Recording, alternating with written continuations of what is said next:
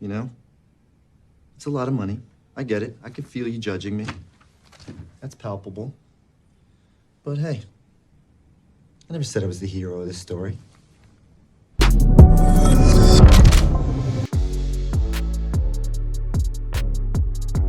Chairman Comer, we apologize for the outfit today. We got our masks here. Obviously, we've got our Bud Light. We're doing the best that we can to scare the living daylights out of our audience here. But I have a feeling that you have some scarier things to tell, at least the Biden White House, who are running scared from your investigation, especially after you dropped the $200,000 check.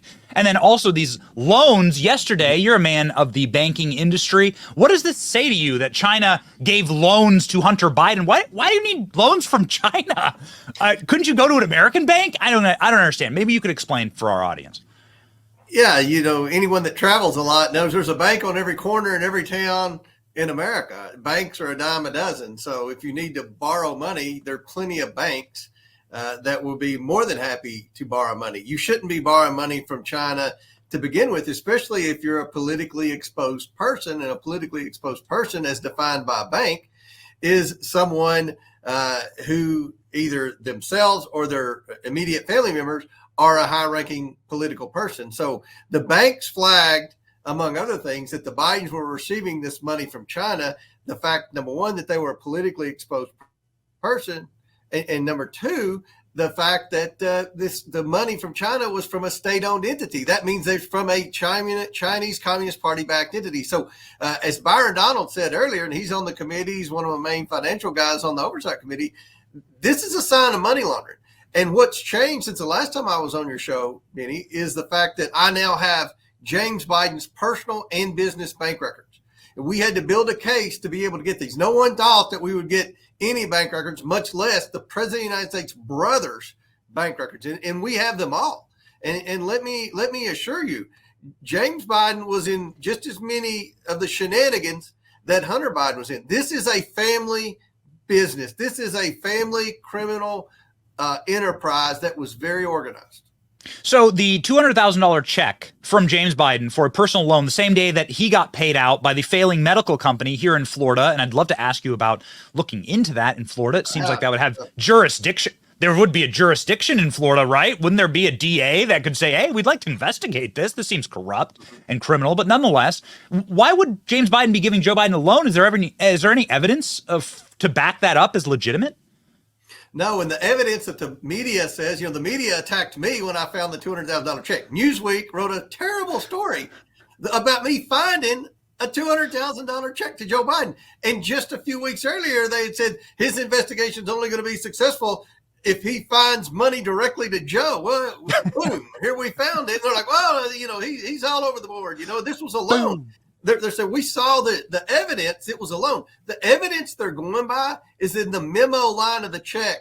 It says loan repayment. So that's good enough for Newsweek. That's good enough for the Democrats on the Oversight Committee. But, that's not good enough for anyone that has any type of financial literacy. I mean, this is, regardless of whether the Bidens come up with some kind of document that says it was a loan. I don't believe it was a loan, but I believe that they can manufacture some kind of document that says it is.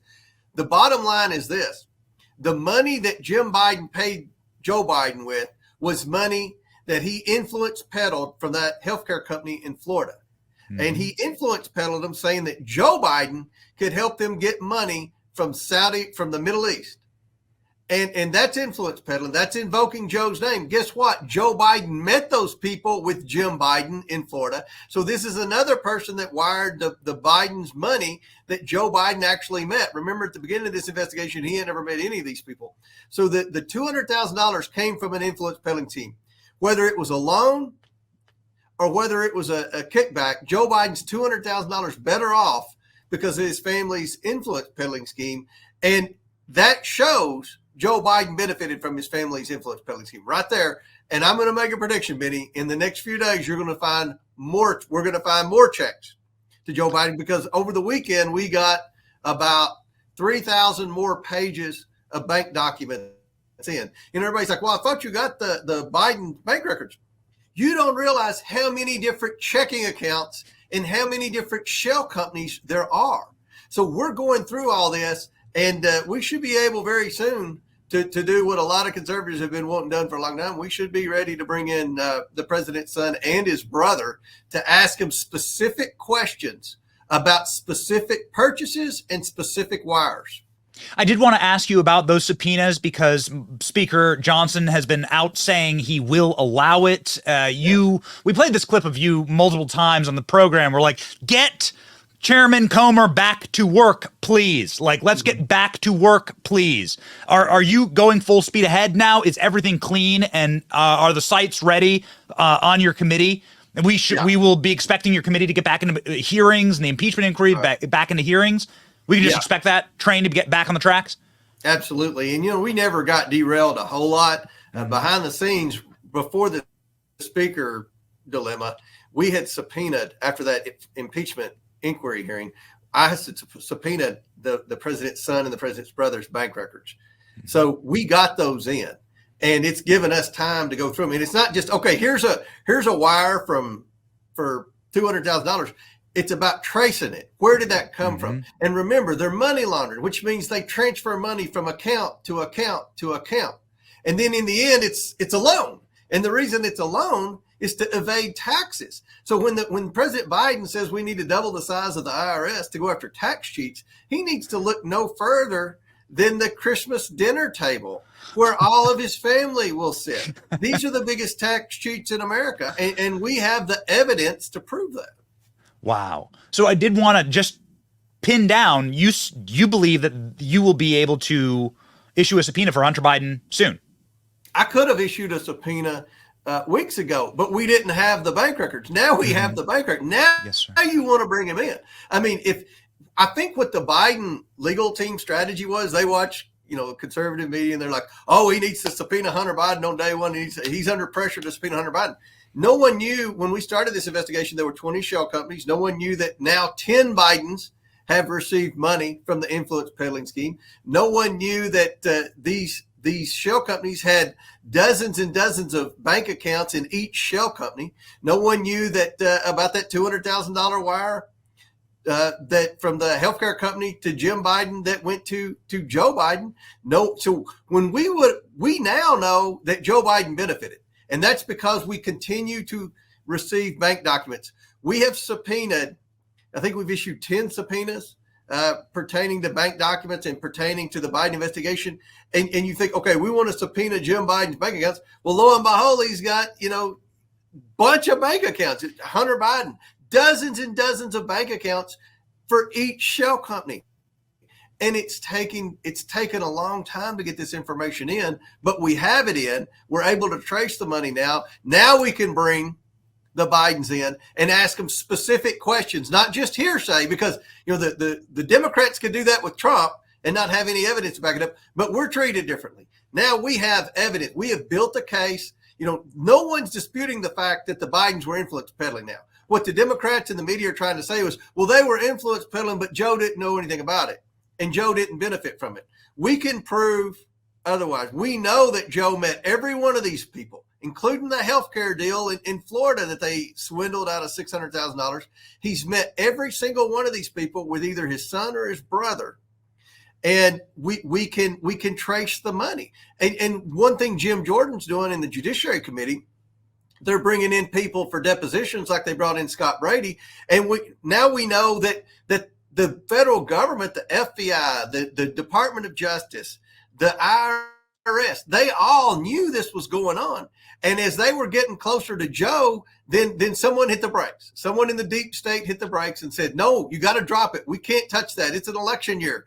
You can't go after the sitting vice president, or you can't go after the Democrat nominee for the presidency. So we know not only there were crimes, we know there are cover-ups. We have mountains of evidence, and now we're ready to bring them in. We're in the downhill phase of this investigation now because we have so many documents, and we can bring these people in for depositions or committee hearings, whichever they choose, and we can ask these questions with evidence. This is a check you signed. Why did you issue this check? Mr. Chairman, we've cataloged, our favorite is Dan Goldman on this show because we love cataloging the change in language, the prosecutorial change in language, right? It used to be there was no money. Then it was the money was only going to Hunter Biden, right? And then it was there was no money to Joe. There's no direct evidence. That was the one that they trotted out after Devin Archer. No direct evidence. And now you have direct evidence. Where do they go from here in defense of Joe Biden? Well, there's more direct evidence. We're just trying to track the money. And it's very difficult to trace. Even the IRS whistleblowers said that in testimony. They said that in the deposition, and you can see that in their notes. When you have a wire and you transfer it between 6 accounts in 6 different banks, that's difficult to trace. You have to have 6 different bank accounts to know exactly where that money was traced. And what I always felt like in the end, that if Joe got any money, it was going to come from the personal accounts from those 9 different Biden family members. And that's why we've had to build up the case to get the personal bank records. And we have them. And what you're going to see, another theme, and John Solomon mentioned it on his clip earlier that you showed when he was on Hannity, loans. You know, what it looks like happened was the Bidens were using the shell companies to get all their money up until about the middle of 2018 when the IRS came in on them. And they knew the IRS was coming in on them because they were tipped off and all of this other stuff. So then they started transitioning away from the shell companies and started bringing money in directly in the form of loans. And loans, as Byron Donald said on your show or on Newsmax, whatever it was that you showed the clip, loans are a way to launder money. You know, people said, oh, you need to get their tax returns. I never said I wanted the tax returns. I want the bank statements because there's nowhere on a tax return that asked about loans. Nowhere. You can look up a tax return. I've got mine in my desk drawer here. There's nowhere in there about loans. And I have loans because I own a lot of real estate. The loans will show up in the bank statements. And the loans are how over about a 1.5 year period that Jim Biden and Hunter Biden were laundering money. Once the shell companies were figured out by the IRS, they shifted to loans. And you're going to start seeing a lot of loans going into the Bidens. And ironically, that's what they said. The last 2 wires we've identified. 3 weeks ago, we had the $250,000 wire from China to Hunter Biden that was addressed to Joe Biden's house. They said that was a loan to Hunter Biden. Now we know Kevin Morris assumed that loan. Then the $200,000 check from Jim Biden to Joe Biden, they said that was a loan repayment. Okay. You're going to hear the word loan a lot over the next few weeks. Mr. Chairman, we have a final question for you here, and we're very, very excited. We are buckled up for the next couple weeks. We've been ready. We've been screaming into this mic, like, get Chairman Comer back to work, get Jim Jordan back to work. We have a question here from our audience, from our Benny Brigade. Sir, are you going to be able to bring in Hunter, Jim, Joe, Ashley, Biden, and answer questions for these local before these local elections are fulfilled, or are we going to have the same old song and dance from D.C. in the House? From Lynette Shear of our Benny Brigade, I think effectively saying, at what point will the Bidens be subpoenaed? You're saying we're there. We're there. And look, this is a different investigation. You look at all these investigations from Congress in the past.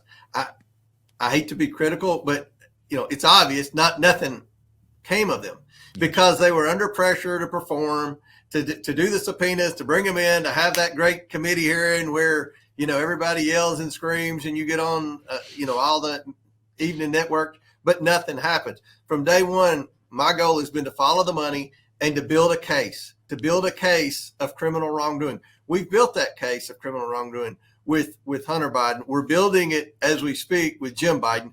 And the question was, and we didn't know the answer to this when we launched the investigation, was Joe Biden directly involved? And I can tell you now without hesitation, yes, he was directly involved. He has received money. We've already proven that. We're going to prove some more.